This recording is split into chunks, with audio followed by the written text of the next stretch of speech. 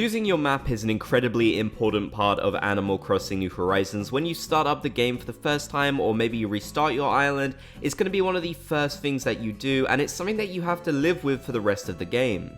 Although I'm pretty happy with my map over on my island Kokomo, I started to think, what are some of the rarest maps you can get in Animal Crossing New Horizons? There are so many different potential maps that you could get in Animal Crossing New Horizons with lots of varying features. The rocks on the beach can vary, for example, they could look totally different on one island to another. It's the same with the airport, you have a selection of colors that you can potentially end up with. We also can't forget about your native fruit, which can affect some of the DIY recipes that you end up getting in the game. Getting a map that has every single element that you want all perfectly lined up together is a really difficult thing to do, and that alone would be a pretty rare map. But what are some of the rarer features that you can get on maps in general? One of the first ones that comes to mind is getting your resident services perfectly lined up with the airport, something that I imagine a lot of people find quite a desirable feature for a map. Having it perfectly lined up is definitely really satisfying and cool, but it can also just be super convenient to have a path directly going from the airport to the resident services building, two places that you'll probably be using quite a lot in the game.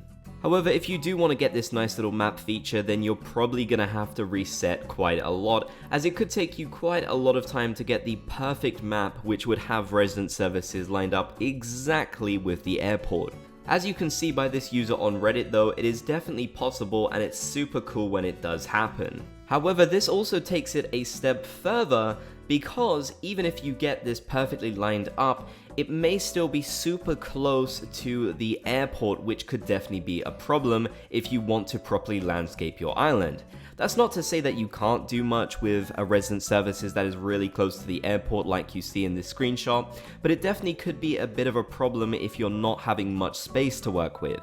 So getting your resident services building to have the right amount of distance from the airport and also perfectly lined up with the airport as well is definitely quite the task, and you might find yourself resetting a lot to get a map that has both of these qualities. If you did though, it would definitely be one of the more satisfying maps that you could enjoy. I know that in all of my resets, I've personally never seen a map like this yet. I feel like it'd be a really cool one to have, and I kind of wish Kokomo did work like this.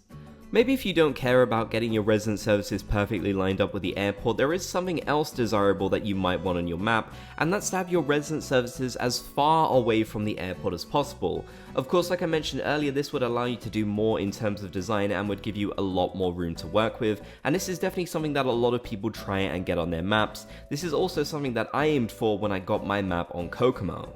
I even remember that recently Crossing Minute made a video about this, showing off the furthest resident services from the airport that he has seen in the game. It definitely feels quite rare and unique to get a resident services that is the furthest distance you can get. Of course, you're never going to see it at the right top of the island, that just isn't how these maps generate, but you definitely can get them pretty far and get a lot of distance to work with, which is really cool, and this might be something that you want to do if you have a lot of grand plans with the island that you're starting up. After all, if your resident services is super close to the airport, like I said earlier, you might be limited in terms of what you could do. That's not to say that you couldn't be creative with that though, and I think there's a lot of tutorials on YouTube that show off how to work with limited space if you're already stuck with a map that has a layout like this. Still, resident services placement is incredibly important when choosing your map, because unfortunately, it is one of the only buildings in Animal Crossing New Horizons that you cannot move along with the airport. Now, I don't think most people really care about moving around the airport, it's kind of fine where it is, but resident services moving has been one of the most requested features that I've ever seen in Animal Crossing New Horizons, and now that the 2.0 update has come and gone, we basically know that this isn't something they intend upon doing. Honestly, it would probably break the game in some way that we can't foresee, so I'm sure that's why they didn't do it, but I definitely would have liked to have seen this feature, and it emphasizes why it's so important to get a good resident services placement when choosing your map. The same reason applies to the airport as well. You can't change the color that you get of the airport, you are stuck forever with which one you get, so that might be something that you want to carefully consider when choosing your map. This also applies to the mouths of your river as well, so really there's quite a lot of things that you can't control, so even if you find a really rare map with some great features that you love, you still might run into other problems that don't make it so great.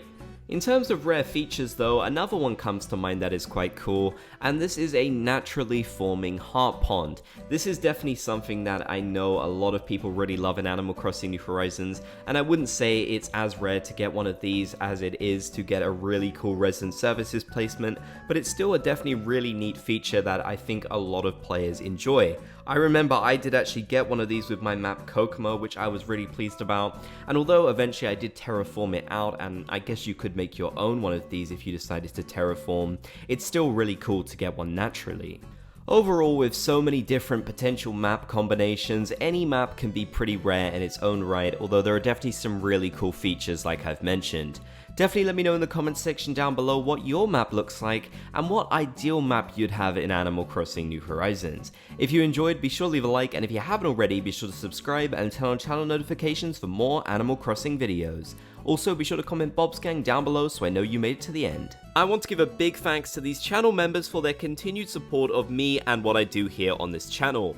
If you want to become a channel member, click the join button down below the video or the link in the description to learn more.